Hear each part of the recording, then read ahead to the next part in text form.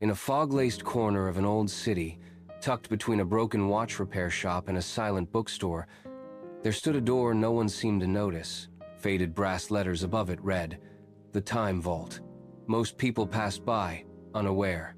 But on one dusky evening, a boy named Aarav, curious and quiet, noticed it glowing faintly. He stepped closer. The air changed the moment he crossed the threshold. Inside, the space was vast and silent, filled with suspended gears and glowing orbs of golden light. It felt like stepping inside a clockmaker's dream. Floating clocks ticked at different rhythms. Time flowed like mist beneath his feet. A tall figure emerged from behind a brass counter. Dressed in robes that shimmered like star maps, they spoke softly. "Welcome, Aarav. This is where your time lives." Confused but captivated, Aarav followed the figure to a vault bearing his name. The door of the vault opened with a hum, revealing a floating hourglass, surrounded by glowing numbers. 41, 213 hours remaining. The figure waved a hand, and scenes began to swirl in the air like holograms. Aarav scrolling endlessly on his phone, 3 hours gone.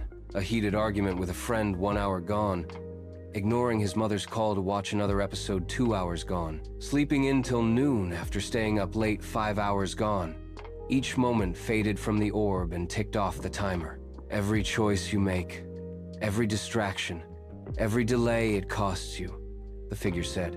But you rarely notice until the vault begins to empty. Panic crept into Aarav's eyes. He reached out to stop the timer, but it only ticked faster. The air tightened. Numbers fell from the counter like sand through fingers. "Please," Aarav gasped. "I didn't know. I didn't mean to waste it." The figure looked at him, calm and eternal.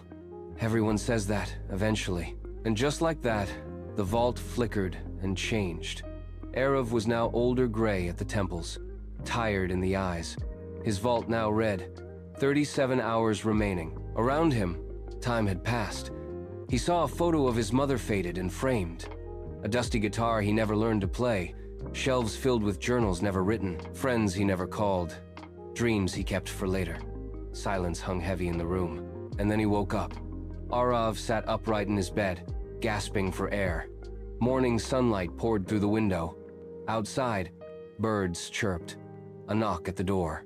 "Aarav, come eat," his mother called cheerfully.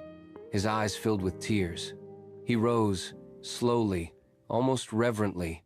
He hugged his mother. He put his phone aside. He pulled out his notebook and wrote, "Day 1, live wide awake."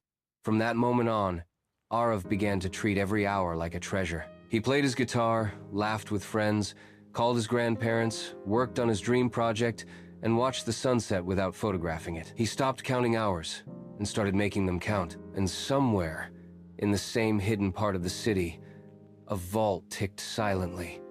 Slower now, fuller, because Aarav had finally understood